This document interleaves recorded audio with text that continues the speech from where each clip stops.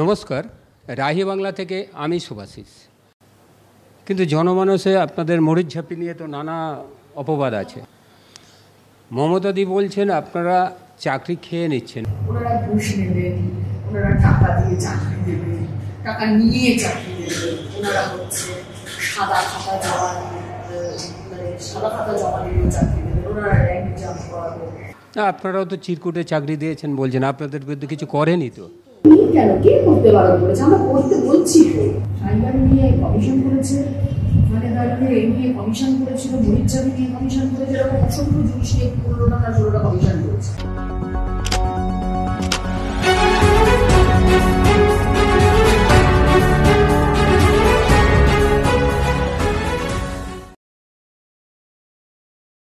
এই মুহূর্তে আমার সামনে আছেন মধুজা সেন রায়, সিপিআইএম রাজ্য কমিটির সদস্য, প্রচারে ব্যস্ত, পশ্চিমবঙ্গ ঘুরে বেড়াচ্ছেন। আপনি বিভিন্ন জেলাগুলোয় ঘুরে বেড়াচ্ছেন। পশ্চিমবঙ্গের তৃণমূল এবং বিজেপির বিরুদ্ধে একই আসনে তাদের ফেলেছেন। আজকের আপনি নিজে দেখেছেন বা জানি না আপনার কাছে এই খবর আছে কি না, যাদবপুর কেন্দ্রের প্রার্থী সৃজন ভট্টাচার্য তিনি আজকে সকালে প্রচারে বেরিয়েছিলেন। 10টা সাড়ে 10টা নাগাদ তাদের মিছিলে ঈদবৃষ্টি শুরু হয় এবং অভিযোগ তৃণমূলের কাছ থেকে তৃণমূল এই কাণ্ডটা করেছে। কারণ হচ্ছে ওরা আমাদের ভয় পেয়েছে। ওরা যদি আমাদেরকে ভয় না পেত, ওখানে দাঁড়িয়ে সিপিআইএমের শক্তি, বামফ্রন্টের শক্তি, কংগ্রেসের শক্তি সম্মিলিতভাবে আমরা যেখানে লড়াইটা করছি এবং তার সাথে দাঁড়িয়ে অতি অবশ্যই আমি যেটা বলবো সেটা হচ্ছে যে গোটা যাদবপুর লোকসভা এলাকার সাধারণ মানুষ যেভাবে সৃজনের দিকে সমর্থনের হাত বাড়িয়ে দিয়েছে এই নির্বাচন, তাদের কোথাও ওরা ভয় পেয়েছে।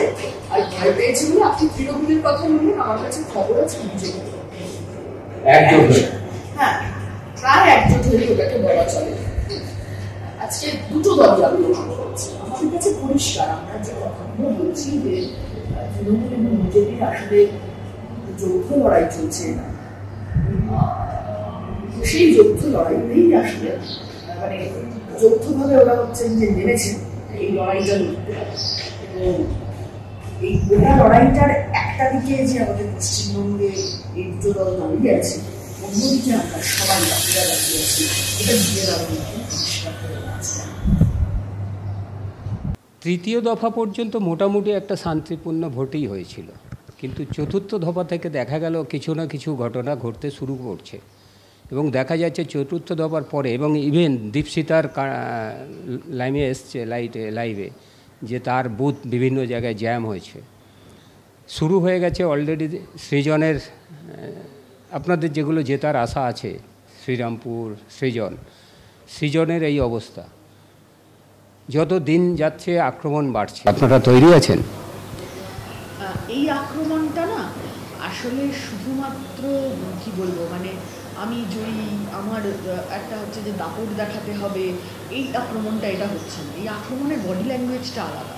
এই আক্রমণটা হচ্ছে ওই পরাজিতের আস্ফালন। ওরা বুঝতে পারছে না, পায়ের তলা থেকে মাটিটা সরে গিয়েছে। কালকে কল্যাণ ব্যানার্জি বলুন, যাই বলুন না কেন, আসলে পরাজিতের আস্ফালন। আমরা মোহাম্মদ সেলিমের ওখানে দেখেছি পরাজিতের আস্ফালন হচ্ছে। এই পরাজিতের আস্ফালন যত চলবে তত মানুষ আরও বুঝতে পারছে যে এদেরকে ভোট দেওয়া যায় না। পরাজিতের আস্ফালনগুলো প্রতিদিন প্রমাণ করছে যে তৃণমূল কংগ্রেসের প্রতি মানুষের সমর্থন কমে গিয়েছে, সেজন্য পায়ের তলার মাটি সরেছে, আর সেজন্যই ওরা এত বেশি ওই অ্যাগ্রেশনটা দেখাচ্ছে। এবার একটা আপনার এতে আসি, আপনি বিধানসভায় দাঁড়িয়েছিলেন যাদবপুর কেন্দ্রে, টালিগঞ্জ কেন্দ্রে, সরি 16 সালে টালিগঞ্জে, তারপর 21-এ ঝাড়গ্রাম।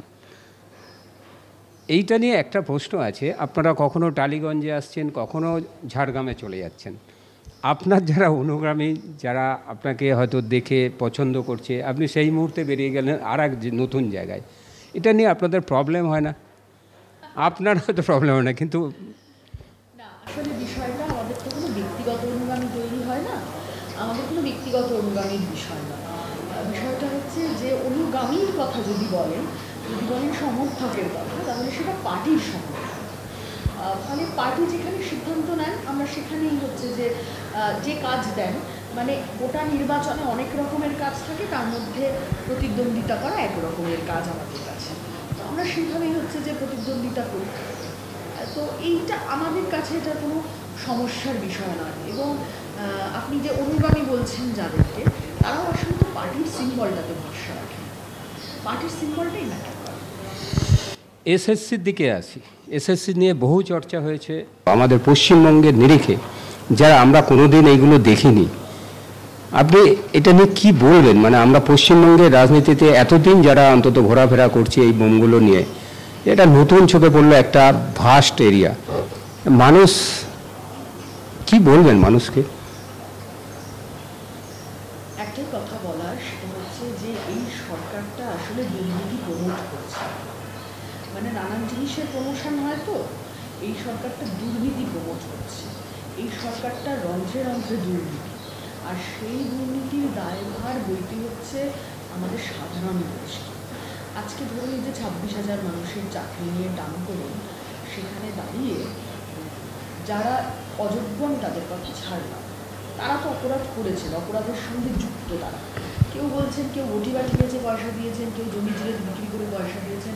আমরা বলছি পয়সা দিয়েছেন, ঘুষ দেওয়া ঘুষ নেওয়া দুটোই অপরাধ।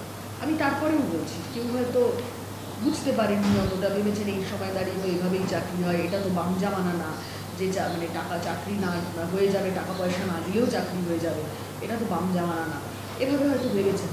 কিন্তু আমরা বলছি যে দুটো কথা, এক, যারা দুর্নীতির সাথে যুক্ত, যারা ঘুষ দিয়ে চাকরি পেয়েছে, শুধু তারা তো যুক্ত, তারা তো অন্য কোথাও দাঁড়িয়ে একটা কাউকে তো ঘুষ দিয়েছে। এই ঘুষ দেওয়া নেওয়া গোটাটার সঙ্গে যারা যুক্ত, তাদের সবার চাকরি, তাদের সবার শাস্তি চাই।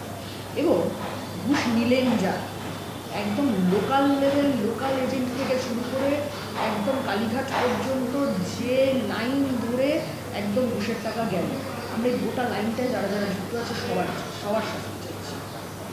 এবং তার সাথে আমরা আরেকটা কথা বলছি, এই শিক্ষক দুর্নীতি আসলে আমাদেরকে এমন একটা জায়গায় এনে দাঁড় করায় যে শিক্ষক দুর্নীতি আমাদের শিক্ষা ব্যবস্থাটাকে ধ্বংসের মুখে রাখতে দিয়েছে।